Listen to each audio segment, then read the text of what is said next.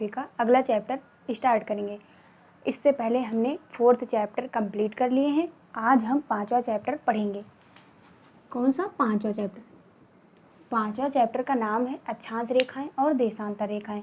अक्षांश और देशांतर रेखाएं जो है वो हम इंडियन जियोग्राफी जो पढ़ाए थे उसमें हमने बताया था, लेकिन इसकी ज़रूरत हम लोग वर्ल्ड जियोग्राफी में भी है, इसलिए जो है इसको हम पढ़ाएंगे। इसके बाद में हम एक चैप्टर और पढ़ा के फिर एक एक कंटिनेंट उठाएंगे, क्योंकि अभी तक हमने जो है ब्रह्मांड, सोलर सिस्टम और फिर इसके बाद में ग्रह, उपग्रह और हम लोग मतलब पृथ्वी की उत्पत्ति भी हो गई, और पृथ्वी के बारे में हम लोगों ने ये भी पढ़ लिया कि दिन रात मौसम परिवर्तन और उसमें गति किस प्रकार होती है। तो अब हम ये देखेंगे कि इसमें अक्षांश और देशांतर रेखाओं की प्रमुखता क्या है, इनकी ज़रूरतें क्या हैं हम लोगों के लिए। ये सब पढ़ के फिर ये देखेंगे कि पृथ्वी डिवाइड मतलब कैसे हुई, उसका विखंडन कैसे हुआ, फिर एक एक कंटिनेंट मतलब कंटिनेंट कैसे बने। जब ये जान पाएंगे तब एक एक कंटिनेंट पढ़ना अच्छा रहेगा। तो हम लोग जान लेते हैं कि अक्षांश और देशांतर रेखाएं होती क्या हैं। तो इसके लिए हमें सबसे पहले पृथ्वी का रूप ग्लोब बनाना पड़ेगा, मतलब पृथ्वी का आकार बनाना पड़ेगा। तो हम लोग, चूँकि मेरा वृत्त अच्छे से नहीं बनता इसलिए हम थाली का उपयोग कर रहे हैं। तो ये है हमारी पृथ्वी, ये हो गई हमारी पृथ्वी, ये देखिए। तो ये हमारी पृथ्वी हो गई। मैंने बताया कि अक्षांश और देशांतर रेखाओं के बारे में हमें बताना है, तो सबसे पहले हम अक्षांश रेखाओं की बात करते हैं। क्या कि अक्षांश रेखाएं, ये जान लीजिए कि अक्षांश और देशांतर रेखाओं की ज़रूरत क्यों पड़ी। क्योंकि अक्षांश और देशांतर रेखाएं जो है वो स्थिति व अवस्थिति को लोकेट करने के लिए किया जाता है। मतलब मान लीजिए आप कहीं गए हैं, मान लीजिए अभी हमारे विंग कमांडर अभिनंदन, जो मैं उनको बहुत मानती हूँ, तो उनका भी हाल ही में जो उनका प्लेन वहाँ पे वो हुआ था, नष्ट हुआ था। तो अगर मान लीजिए कि उनको लोकेट मतलब स्थिति और अवस्थिति के बारे में अगर पता करना होता है तो इन्हीं अक्षांश और देशांतर रेखाओं के बारे में ही पता किया जाता है। मान लीजिए कोई मतलब यान या दुर्घटना होता है तो हम लोग ये किससे पता करते हैं? अक्षांश और देशांतर रेखाओं के का मतलब स्थिति या अवस्थिति पता चलने पर हम लोग पता कर लेते हैं उसका स्थान कि कहाँ पे ये दुर्घटना हुई है। तो अक्षांश और देशांतर रेखाओं का उपयोग तो हम लोग जान लिए, लेकिन ये अक्षांश और देशांतर रेखाएं ये रियल में खींची हुई नहीं है। आप देखेंगे तो खींची हुई नहीं है, ये सिर्फ कल्पना किया गया है, मतलब मान लिया गया है, इमेजिन किया गया है कि इतना है।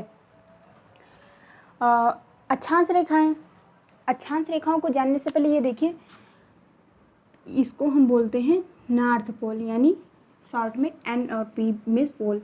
नॉर्थ और पोल इसको बोलते हैं साउथ पोल। हिंदी में भी लिख लीजिए, इसको बोलते हैं उत्तरी ध्रुव, इसे बोलते हैं दक्षिणी ध्रुव।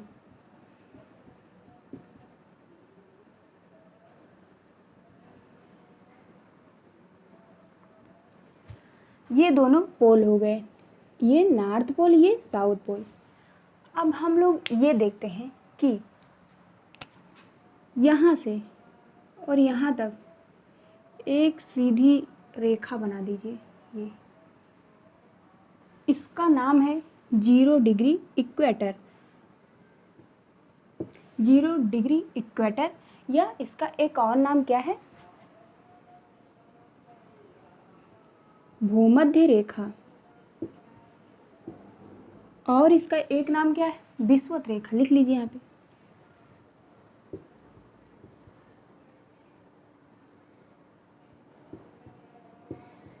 इसको एक और नाम से जानते हैं, 0 डिग्री अक्षांश रेखा।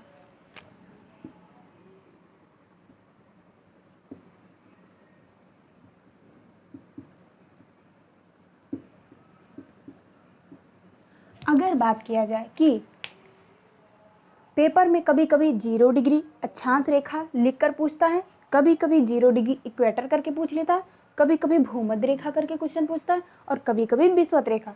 इसलिए मैंने सारे नाम इसके लिख दिए। अब हम लोग ये देखते हैं कि ये जो 0 डिग्री अक्षांश रेखा है, ये मतलब इधर देखिए क्या आता है, अगर ये मान लीजिए बना लीजिए यहाँ पे ये, तो इधर क्या आता है, इधर पूर्व आता है, इधर उत्तर आता है, और यहाँ पे दक्षिण, और यहाँ पे पश्चिम। तो यहाँ पे क्या हो गया, पूर्व, यहाँ पे पूर्व और यहाँ पे पश्चिम। तो पूर्व से पश्चिम की तरफ जो रेखा खींची गई है उसको हम क्या बोलते हैं, 0 डिग्री इक्वेटर, भूमध्य रेखा या विषुवत रेखा या 0 डिग्री अक्षांश रेखा। और ये रेखा जो होती है ये सबसे बड़ी जीरो, मतलब अगर पूछा जाए कि 0 डिग्री अक्षांश रेखा, जितनी भी अक्षांश रेखाएं होती हैं उसमें से सबसे बड़ी अक्षांश रेखा कौन सी है, वो है 0 डिग्री अक्षांश रेखा। 0 डिग्री अक्षांश रेखा को जो हम सबसे बड़ी अक्षांश रेखा के नाम से भी जानते हैं। अब हम ये देखें कि 0 डिग्री से और उत्तर की तरफ नॉर्थ पोल जो है यहाँ तक, इसे हम क्या बोलते हैं, उत्तरी गोलार्ध। उत्तरी गोलार्ध। मैंने क्या बताया कि 0 डिग्री इक्वेटर से लेकर उत्तर की तरफ नॉर्थ पोल तक, यानी या फिर इस तरह बोलिए 0 डिग्री से उत्तरी ध्रुव तक जितनी जितना गोलार्ध है उसे हम क्या बोलते हैं, उत्तरी गोलार्ध। और बात करें कि जो ये 0 डिग्री अक्षांश रेखा है, अब ये अक्षांश रेखाएं खींची कैसे जाती हैं, यहाँ पे मान लीजिए ये केंद्र है, पृथ्वी का केंद्र, ये केंद्र से या उत्तरी ध्रुव, और यहाँ से देख लीजिए 0 डिग्री से लेकर साउथ पोल तक, इसे हम क्या बोलते हैं, दक्षिणी गोलार्ध।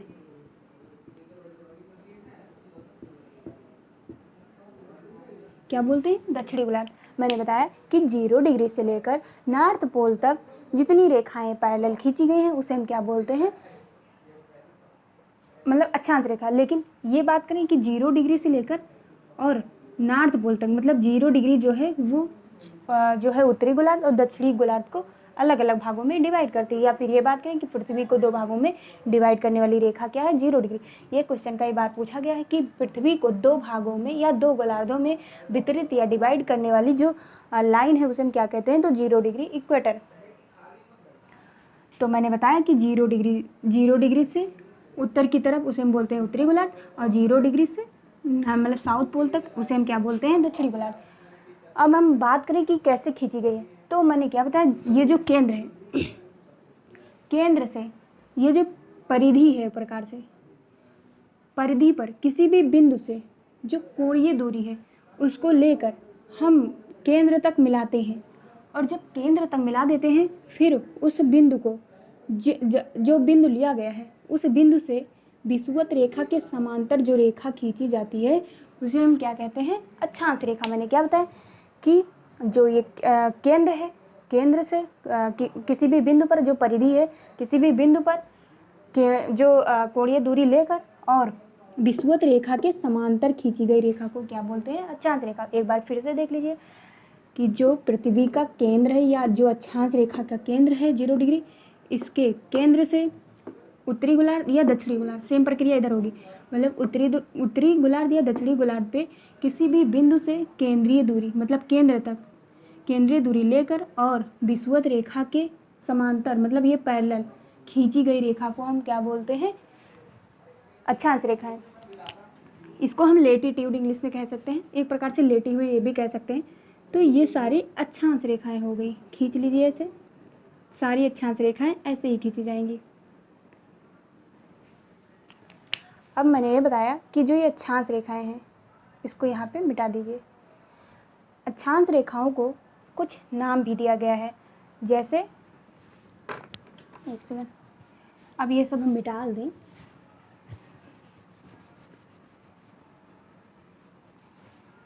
मैंने जो बनाया है इसको मिटा दिए। अब देखिए ये मैंने बताया 0 डिग्री अक्षांश रेखा, 0 डिग्री अक्षांश रेखा से कुछ मतलब नाम भी दे दिया गया है जिसको हम मतलब याद करते हैं। जैसे कि ये हो गया 0 डिग्री, और 0 डिग्री से दक्षिण की तरफ 23.5 डिग्री, इसको हम क्या बोलते हैं, मकर रेखा।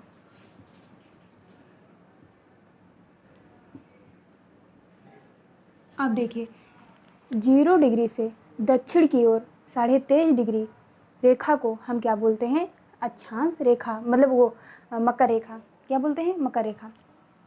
23.5 डिग्री को मकर रेखा बोलते हैं। और यही प्रक्रिया अगर उत्तरी गोलार्ध में करें, मतलब 0 डिग्री से लेकर 23.5 डिग्री उत्तरी अक्षांश को क्या बोलते हैं?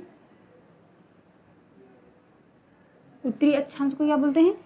कर्क रेखा।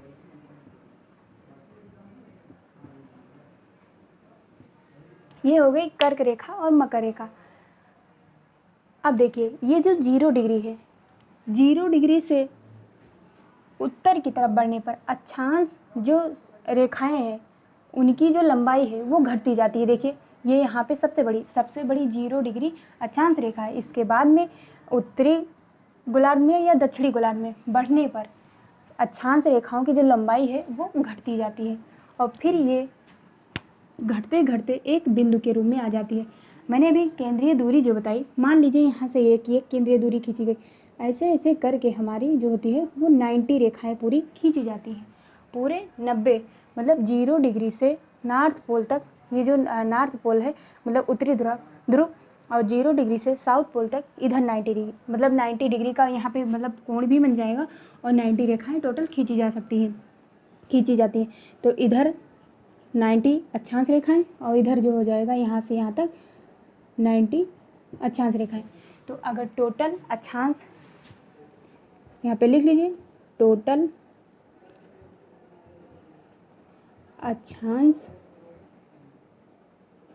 रेखा कितनी हो जाएगी?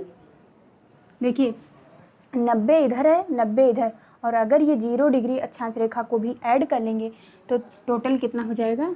देख लीजिए, 90 + 90 + 1, ये 1 जो है ये 0 डिग्री जो सबसे लंबी अक्षांश रेखा है इसको जोड़ लेंगे तो कितना हो जाएगा? 180 + 1 = 181। टोटल अक्षांश रेखा जो है वो 181 है। लेकिन कभी कभी क्वेश्चन में जो ये दक्षिणी ध्रुव और जो ये उत्तरी ध्रुव है इनको नहीं जोड़ा जाता है। क्यों नहीं जोड़ा जा सकता है? क्योंकि ये एक ध्रुव, ये देखिए, जैसे ऐसे ऐसे पूरा अक्षांश रेखाएं आई, एक समय जब आता है जब एक बिंदु के रूप में, मतलब इतना इतना करके हुए ये बिंदु के रूप में आ जाता है, तो कभी कभी परीक्षाओं में इनको बिंदु माना जाता है, बल्कि मतलब अक्षांश रेखा नहीं माना जाता है। तो इसलिए तब हम इनकी संख्या की बात करें तो 181 हो जाएगी। मतलब 181 पूरा है, लेकिन अगर इन दोनों ध्रुवों को हटा देंगे तो क्या हो जाएगा? 179। अगर ये 181 में से 2 ध्रुवों को हटा देंगे तो कितना हो जाएगा? 179। एक बार फिर से देख लीजिए, मैंने बताया कि पूर्व से पश्चिम की ओर खींची गई जो रेखाएं हैं उन्हें हम क्या कहते हैं? 0 डिग्री इक्वेटर या भूमध्य रेखा या विषुवत रेखा, या इसी को हम बोलते हैं 0 डिग्री अक्षांश रेखा। मैंने ये भी बताया कि 0 डिग्री से नॉर्थ पोल तक उसे हम बोलते हैं उत्तरी गोलार्ध, और 0 डिग्री से दक्षिणी गोलार्ध में, मतलब साउथ पोल तक उसे हम बोलते हैं दक्षिणी गोलार्ध। और मैंने ये बताया कि केंद्रीय दूरी कैसे बताया कि 0 डिग्री जो यहाँ पे केंद्र है, केंद्र से जो केंद्रीय दूरी लिया जाता है किसी भी बिंदु पर, उसके पैरेलल जो विषुवत रेखा के पैरेलल खींची गई जो रेखा है उसे हम क्या कहते हैं? अक्षांश रेखा है। मैंने बताया कि 0 डिग्री से नॉर्थ पोल में टोटल जो है वो 90 रेखाएं होती हैं, और 0 डिग्री से लेकर साउथ पोल तक टोटल 90 जो होता है अक्षांश रेखाएं। टोटल अक्षांश रेखाओं की संख्या की बात करी जाए तो वो हो जाएंगी 181, ये 0 डिग्री को जोड़कर। लेकिन अगर मान लीजिए ये जो साउथ पोल और नॉर्थ पोल को अगर हटा दिया जाए तो हो जाएगा 179। अब हम ये देखते हैं कि, और मैंने ये भी बताया कि 0 डिग्री से और उत्तर की तरफ जाने पर अक्षांश रेखाओं की संख्या जो है वो घटती जाएंगी, मतलब उसकी लंबाई घटती जाएगी, और 0 डिग्री से नॉर्थ पोल मतलब साउथ पोल की तरफ आने पर जो अक्षांश रेखाओं की लंबाई है वो भी घटती जाएगी, यानी कि सबसे बड़ी जो अक्षांश रेखा हो जाएगी वो 0 डिग्री। अब हम ये बात करें कि ये जो अक्षांश रेखाएं हैं, तो 2 अक्षांश रेखाओं की बात कर लें। यहाँ पे मिटाल दें एक प्रकार, एक सेकेंड, ये देखिए यहाँ पे ये अक्षांश रेखाएं जो है, ये मान लीजिए ये पृथ्वी है, और पृथ्वी पे ये मान लीजिए 2 अक्षांश रेखाएं हो गई, तो इनके और इनके बीच 1 डिग्री होता है, जो होता है 1 डिग्री। और 1 डिग्री की बात करें, इसके बीच में ये पूछता है क्वेश्चन कि दो अक्षांश रेखाओं के बीच, मान लीजिए ये अक्षांश रेखा 1 है, यहाँ पे मान लीजिए ये 0 है, तो मान लीजिए यहाँ पे 1 है, तो मान लीजिए यहाँ पे ऐसे खींच दीजिए। ये अगर ये 1 है तो एक अक्षांश रेखा जो है तो 0 डिग्री से और 1 के बीच में जो है 1 डिग्री का अंतर पाया जाएगा, और ये जो अक्षांश रेखाएं हैं वो 1-1 डिग्री के अंतर पर खींची गई हैं। और ये बात करें कि दो अक्षांश रेखाओं के बीच की दूरी जो है वो कितने हैं, 111 किलोमीटर। 111 किलोमीटर जो है दो अक्षांश रेखाओं के बीच की दूरी है। ये बात हो गई अक्षांश रेखाओं के बीच की दूरी। अब हम ये देखते हैं कि ये जो 0 डिग्री अक्षांश रेखाओं के उत्तर में जो 23.5 डिग्री रेखा है, ये लिख लीजिए यहाँ पे, ये जो मैंने बताया कि 0 डिग्री से उत्तर की तरफ जो 23.5 डिग्री है इसे हम बोलते थे क्या, कर्क रेखा, कर्क रेखा। और इसे हम क्या बोलते थे, 0 डिग्री से नॉर्थ जो है साउथ की तरफ, मतलब दक्षिण की तरफ, यहाँ लिख लीजिए 23.5 डिग्री, इसे क्या बोलते थे, मकर रेखा। ये मकर रेखा। हम ये कह रहे हैं कि ये कर्क रेखा मकर रेखा नाम क्यों पड़ा, इसका नाम इसलिए पड़ा क्योंकि इस समय जो पृथ्वी है, क्योंकि पृथ्वी 23.5 डिग्री अंश पर झुकी हुई है और ये अपने जो है अक्ष पर घूमती है, घूर्णन करती है, तो ये ऐसे घूमा करती है। लेकिन सूर्य जो है वो तो स्थिर है, वो स्थिर है, लेकिन ये जो है ये झुकी हुई है, एक तो अपने अक्ष पर घूम रही है, जिसके कारण एक समय ऐसा आता है कि ये हमने पृथ्वी की गतियाँ और जो मौसम परिवर्तन दिन रात अंतर में बता रखा है, तो हम केवल शॉर्ट में बताएंगे। तो इसके दो कारणों की वजह से पृथ्वी पर जब एक समय ऐसा आता है कि सूर्य की लंबवत किरणें जो होती हैं वो कर्क रेखा, यहाँ पे फिर से बना लीजिए, इसको मिटा दीजिए एक सेकेंड,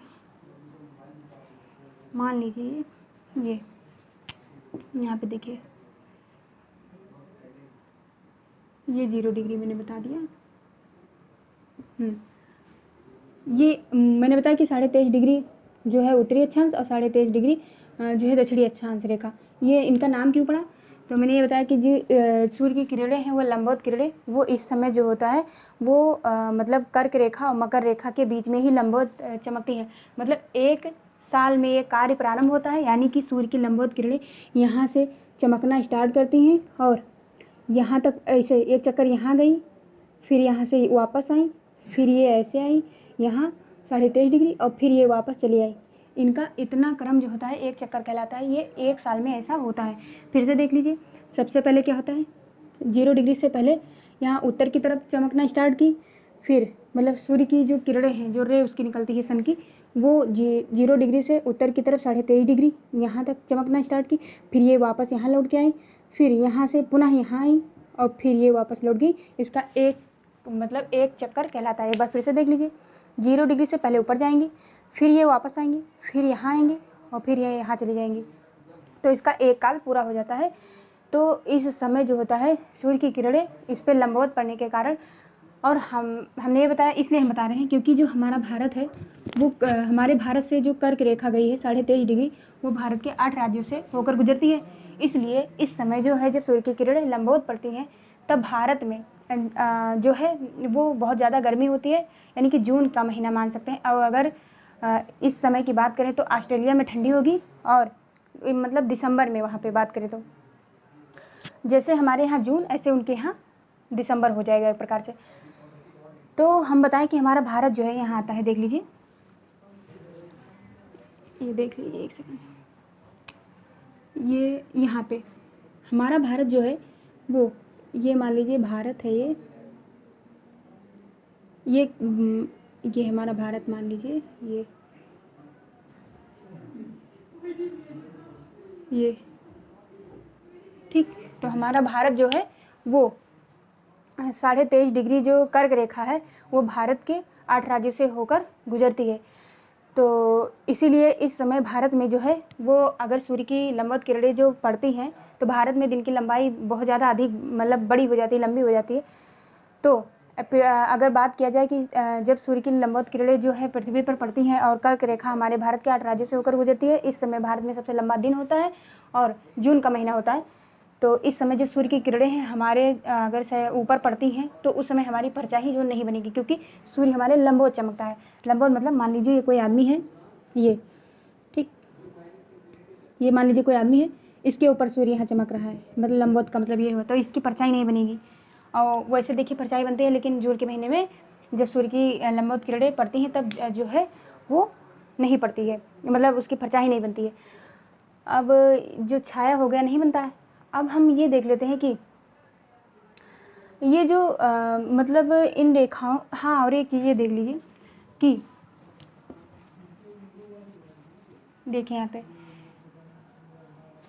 ये जो रेखाएं हैं ये ऐसे रेखा नहीं खींची गई है, बल्कि जो ये अक्षांश रेखाएं हैं ये किस इस तरह, मतलब ये अक्षांश रेखा जो गई है यहाँ पे, ये ऐसे जाके फिर ऐसे आई है, मतलब यहाँ मिली होगी, तो ऐसे बना होता है, एक वलय टाइप का कह सकते हैं, ऐसे बना हुआ है। ठीक, मतलब रेखा नहीं कह सकते हैं इसे कि केवल ऐसे जाके यहाँ मिल गई, ये एक वृत्त बना हुआ, क्योंकि पृथ्वी जो है वो एक फुटबॉल की तरह है। तो फुटबॉल मतलब अगर मान लीजिए फुटबॉल है तो इधर से भी खींचा जाएगा और उधर पीछे से भी आके मिलेगा, तभी तो ये अक्षांश देशांतर की बात करेंगे तो हम बताएंगे, लेकिन अक्षांश रेखाएं जो होती हैं वो ये गोलाकार में होती हैं। ये गोला है, जैसे पेड़ ओड़ करता है तो आप लोग देखिए पेड़ में ऐसे गोला बना नहीं होता है, उसकी जो आयु काल निकालते हैं तो देखा जाता है कितने वाले पड़े हुए हैं।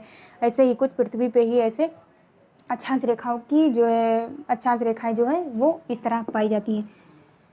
तो एक बार फिर से शार्ट में देख लीजिए, मैंने अक्षांश रेखाओं के बारे में बताया, कुछ बचा तो नहीं है, लगभग कुछ नहीं बचा है।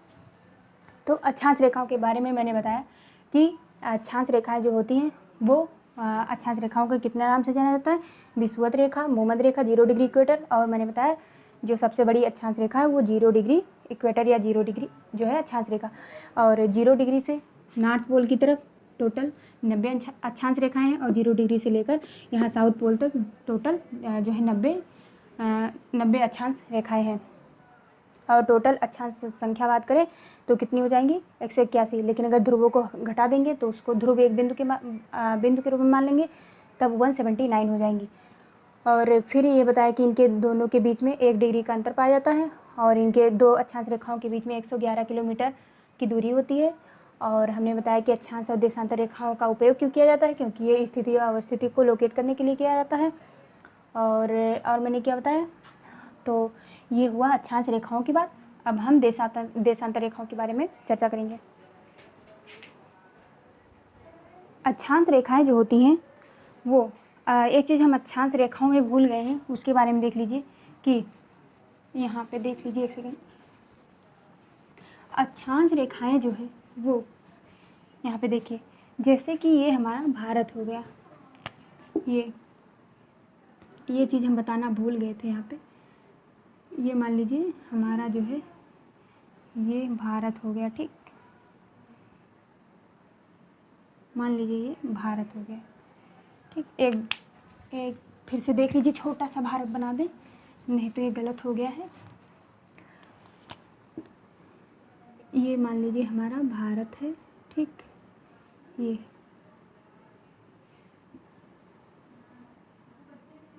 ठीक, ये हमारा इतना बड़ा मान लीजिए भारत, ठीक। और अक्षांश रेखाएं जो होती हैं भारत जो है, भारत का विस्तार कितने अक्षांश रेखाओं के बीच मतलब बीच अब में आता है। तो मान लीजिए एक अक्षांश रेखा यहाँ से गुजरी, और भारत का अक्षांशीय विस्तार की बात करें तो ये देखिए, तो यहाँ पे हो जाएगा ये अक्षांश रेखा जो हो जाएगी 8 डिग्री 4 मिनट, मतलब 8.4, और ये जो ऊपर वाला हो जाएगा ये हो जाएगा 37.6, मतलब देखिए भारत का अक्षांशीय विस्तार की बात करें तो जो जैसे अक्षांश रेखाएं बहुत सारी गुजरी होंगी, ऐसे ऐसे बहुत सारी गुजरी होंगी, तो टोटल जो अक्षांश रेखाएं मतलब भारत किन किन अक्षांश रेखाओं के बीच में भारत की अवस्थिति है वो है 8.4 अक्षांश रेखाओं से लेकर और 37.6 अक्षांश रेखाओं के बीच में भारत आता है। मैंने बताया कि ये बताया मैंने, ये अक्षांश रेखाएं तो ऐसे बहुत सारी आई होंगी। ये 0 डिग्री है, मान लीजिए यहाँ पे कहीं 1 2 3 4 ऐसे करते चले जाइए ऊपर, और ऐसे ही नीचे। तो जो इनका अक्षांशीय विस्तार की बात करा जाए तो मैंने बताया क्या कि मतलब 8 डिग्री 4 मिनट से लेकर 37 डिग्री 6 मिनट, या इसको कह सकते हैं 8.4 अक्षांश रेखा से लेकर, मतलब 8.4 अक्षांश रेखा जो दक्षिणी है और 37.6 अक्षांश रेखा इसका उत्तरी विस्तार, इतने बीच जो है वो भारत आता है। तो ये हो गया अक्षांश रेखाओं के बारे में। अब हम अगले टॉपिक में जो है देशांतर रेखाओं की चर्चा करेंगे।